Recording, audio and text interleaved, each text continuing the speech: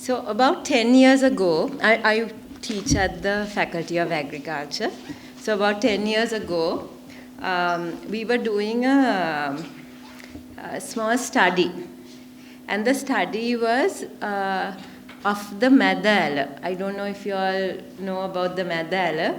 It goes from the center of Kandy all the way close to the university, and it falls into the Mahavalley. At the time, and I think even today, it was considered the most polluted tributary to fall into the Mahavalley. And if you pass it on William Gopal Lava Mawata, it smells. It smells so badly, you can, like a bit like the Bear Lake, And people who walk into the Bear, like the Madala, they say, Bassa, Bahala Kahanawa, Anga Kahanawa, this thing, that thing, right? So it's not there's a lot of pollution there. So our students, we were trying to figure out why decade after decade after decade is this stinky Allah still stinky. Why is this, right? So we asked various people, and the PHI in Kandy, we asked the PHI, and the PHI said, unlike everybody else, the Madala cannot speak. And actually, that became the title of the research article that we created about the Madala. And just like the Madala cannot speak, there are, though, many people who are affected by the Madala. All the people who live around it, the people who use that road, the people who use Mahavalley Ganga further up, all those people are affected by this. Yet, they also do not speak because it is not directly about them. And to me, that is kind of like our education system as well. Just like the Madala, there are hoteliers who put their garbage into the Allah, they speak. There are people who put their toilet waste into the Madala, they speak. But all these other people who are affected on a daily basis, they have less opportunity to speak. So it is important to find places to speak, and it's really, really important, and that's why it is so nice to be invited to a place like this, to talk about this thing that is our collective good, our system of education. It belongs to all of us, our free education system. It may not be able to speak, but it has affected so many of us, so many of our parents, so many of our children. It is, as doctors or would-be doctors, it has affected so many people who have had to go through and will have to go through the healthcare system. So there are so many ways that education affects us all, yet it's hard to find space to talk. So I thank you very much for inviting me, because we have to have places like this to talk about this very important thing, education, that not only affects us, it also affects our future, our ability to hope for a future, to talk about the kind of country we want to live in, the kind of world we want to live in. All of that, we have to create spaces for that. Now, contrast that with the National Educational Policy Framework. I don't know if you have seen this document. If you open the first page and you look, who has written this document? There is no name. We don't know who has written this document. You look in those pages, why has this document been written? No information about why this document was written. Who commissioned this document? No information about that either. Right? So we don't know who did it, why we did it, who said to do it, what institution told them to come and do this. None of that is given in this document. Now we know a little more because we have done RTIs to figure out these questions. But it's not in that document. And aren't we, the public, entitled to this information? Isn't it their responsibility to tell us? I think it is. And so from page 1, we have a document that is anti-democratic. Page 1, because we don't know what this is about. And we as the public should know what this is about. Because that is how a democracy should operate. Right? But, so this document was created without public consultation, right? So we have a document about the policy of education for this country without public consultation, not even answerable to the public because we don't know anything about it. But it has certain conditions that we have been consulted about. So once this document was published, it has been reviewed by the Parliamentary and Sectoral Oversight Committee, Parliament Sectoral Oversight Committee on Education.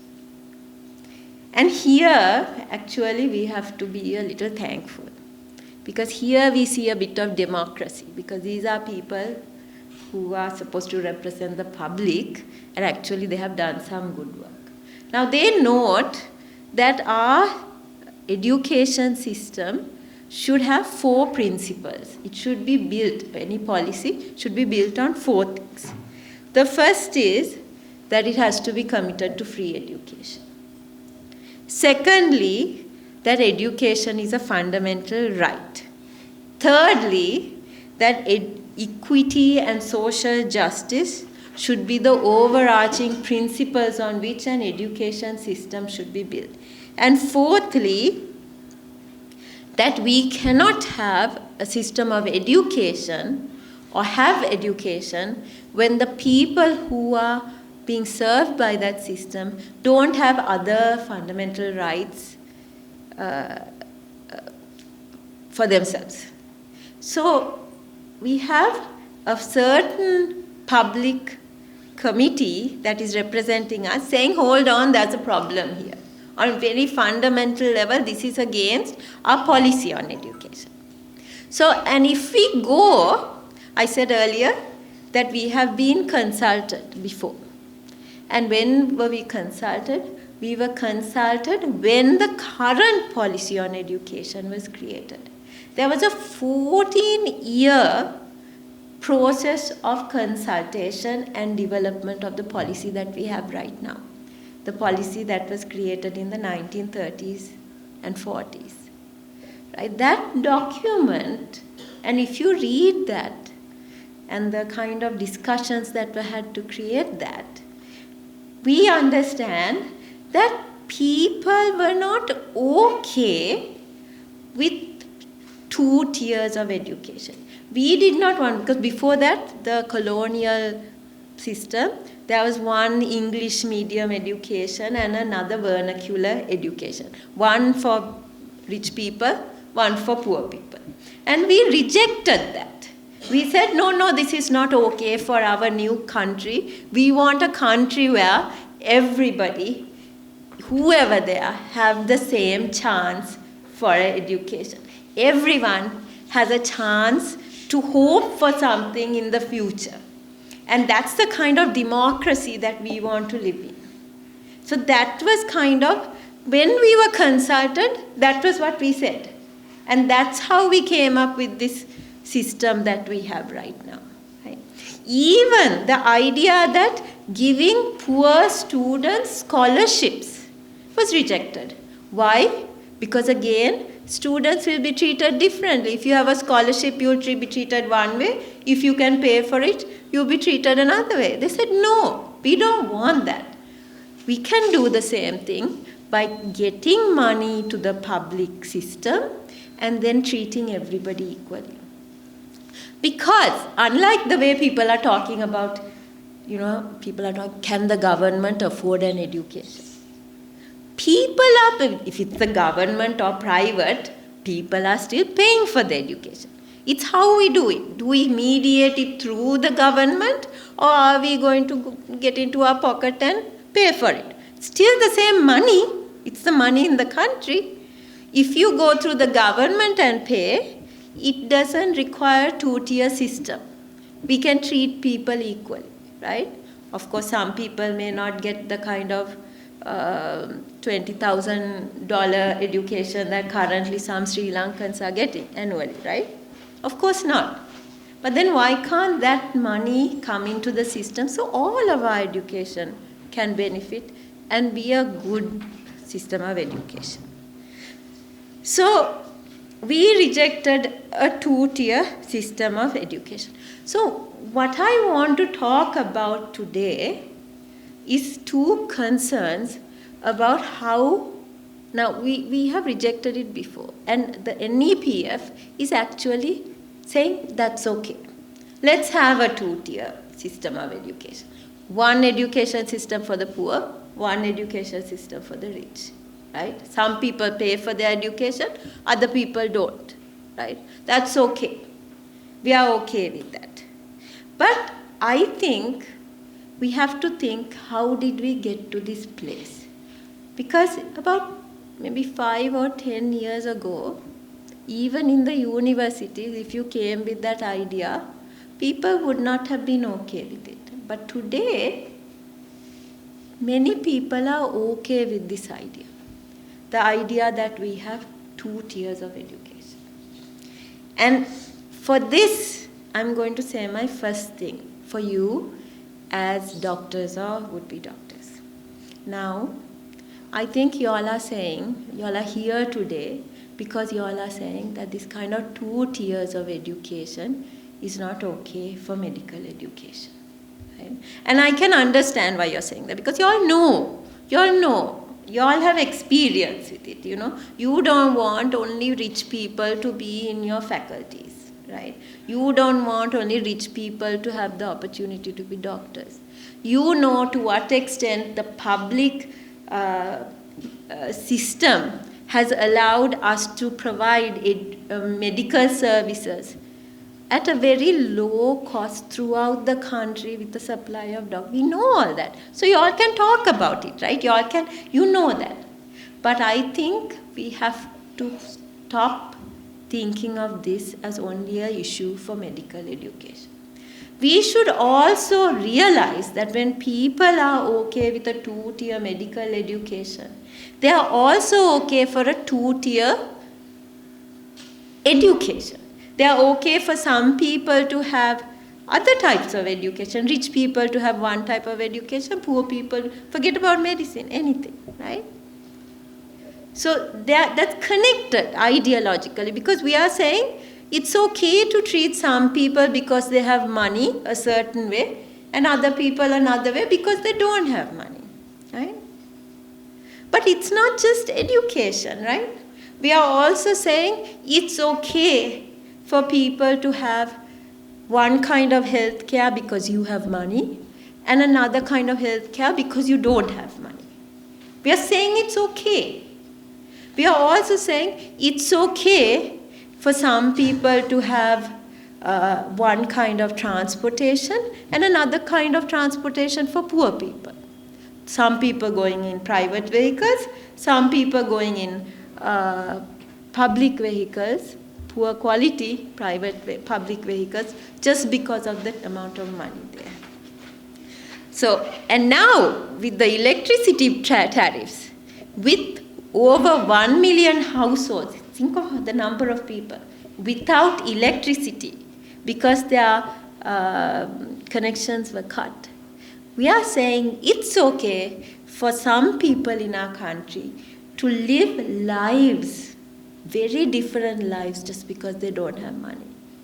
Some people, it's okay for them not to be able to study at night. It's okay to be in the dark at night and worry about your safety. It's okay to not have certain forms of entertainment because you don't have electricity. Because just because you're poor, it's okay. So ideologically, it's the same logic, right? And I think when we are talking about this, we have to think of the ideology behind a fee-funded education and a public education. And what makes it okay for the public that this is okay. So I think when we are talking about medical education, we have to think about that ideological position and stand against that ideological position no matter what it is. Whether it's education, electricity, transportation, whatever it is, we have to question. Is it okay in this country for some people to have their very fundamental, basic needs violated just because they are poor? Look at work. Yesterday I was at a tribunal where they were estate workers were coming and talking about their experiences of work, right? These are people who have to sacrifice almost their life. They don't have bathroom facilities, some of them said. They cannot complain, some of them said. If they have their period, they have to be soaking the whole time, some of them said. They have health issues. If they have health issues, there's no vehicle to take them to hospital, they said. These are fundamental things. Now, in our universities, will we be okay with no toilets? No. But why is it okay for them? No toilets. If it rains, their food gets soaked. If it rains, they have to eat in the water. They have to compete with dogs and crows to have their food at lunchtime, right? But we are okay with that, right? It's the same thing when we did a research on garment factory workers during COVID, the way they were treated, right? At that time, they were not treated the way we were treated, and we were okay with that. So ideologically, we have come to a place where we are saying, okay, poor people, they are okay if their basic rights are not met, right? I'm using the term right, but you don't have to use the term right. I mean, basic dignity of life is not met, right? We are okay with them not living dignified lives. Another ideological positions that we have to be careful about, because I'm bringing this up because in the neoliberal era, this is being brought up a lot and we have to challenge it. That is that the government is useless. The state is useless. The state cannot serve the people. I think we can't accept that, right? The state has to serve the people. And that is what is happening with the NEPF. Right? If you look at it, what they're doing is they're getting out of education. This is a pathway for the state to get out of education. The state is already trying to get out of various things. So yesterday when the estate workers were talking about going to the labor department to complain about what they're having, they said the first response from the labor department is, just see, the employers seem to have a legitimate idea. Let's do it, you know. So again, the state is getting out of it. When the garment factory workers were suffering from having to go to work with COVID viruses, there was nobody from occupational safety to come and say, look, you've got sick people working, then make sure they're safe and give them health care, right? Where was the government? Where is the state? We have stopped expecting that from the state, right? Even when the economic crisis happened and our students were having trouble, I think even today also, right? Our students are having trouble eating 3 meals. How can you have education without 3 meals, right? Without nutritious meals. What did the universities do? Including me. We found private donors to give charity. But this is not a charity issue. This is not a charity issue. We shouldn't feel sorry for students. Nobody should be feeling sorry for students. right?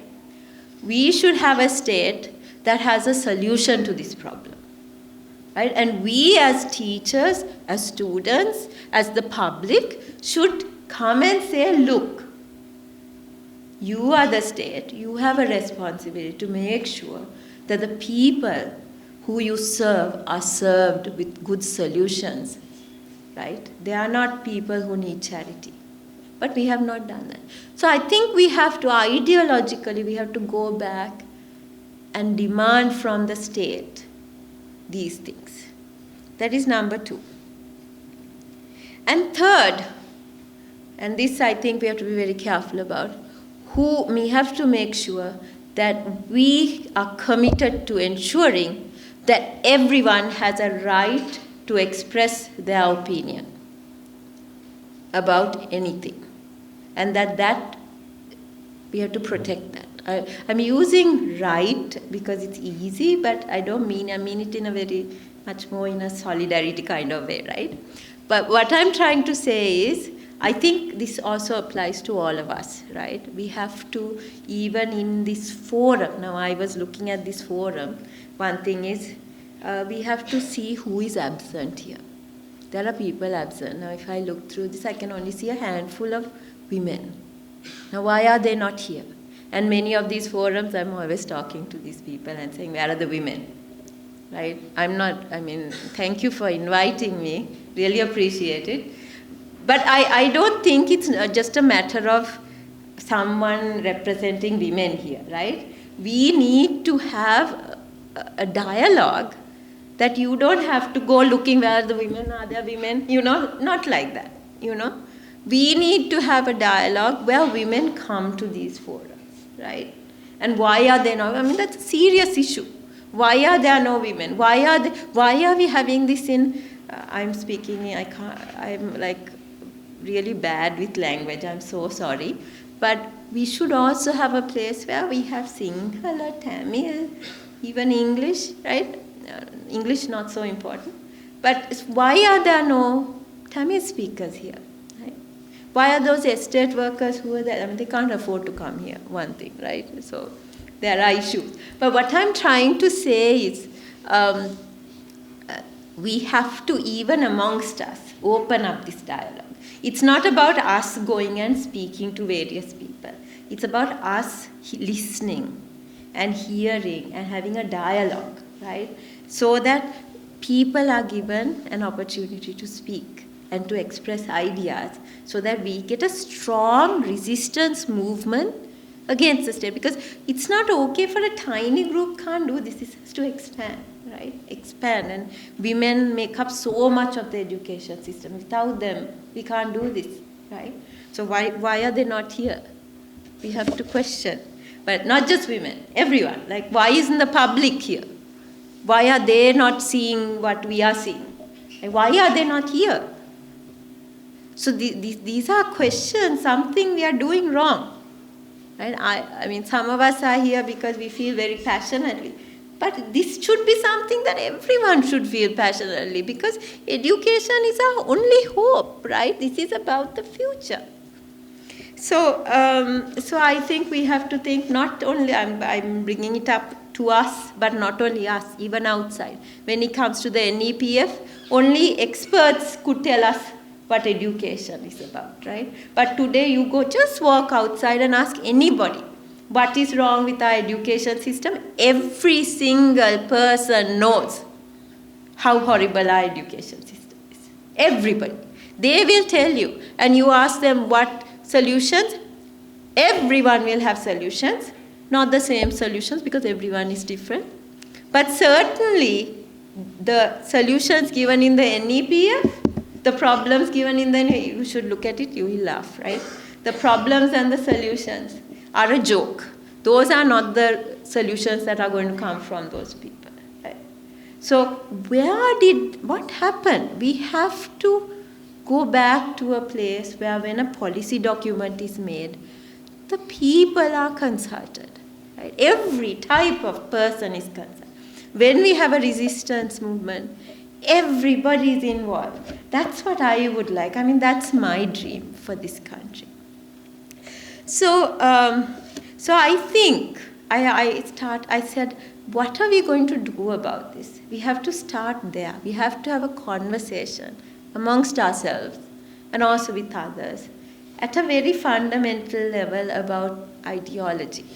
Because I think we can't just ignore that. I mean, I think Prof. Indika and Mr. Chamod, right? You all mentioned very specific things about this, but we also have to go a little deeper and talk about ideology. And it is through this, we have to create a space where those, the public, who's just like with the Madhyala that I began with, the Madhyala can speak. People who speak about the Madhyala can also have a place to get up and talk about the smell and all that. So I think that's where we should start. And I thank you for having this. And I thank you for this opportunity given to me to speak. And I hope we can continue this conversation and that things will get better, not just for medical education, not just for education, but for all these problems that our people are facing today. Thank you.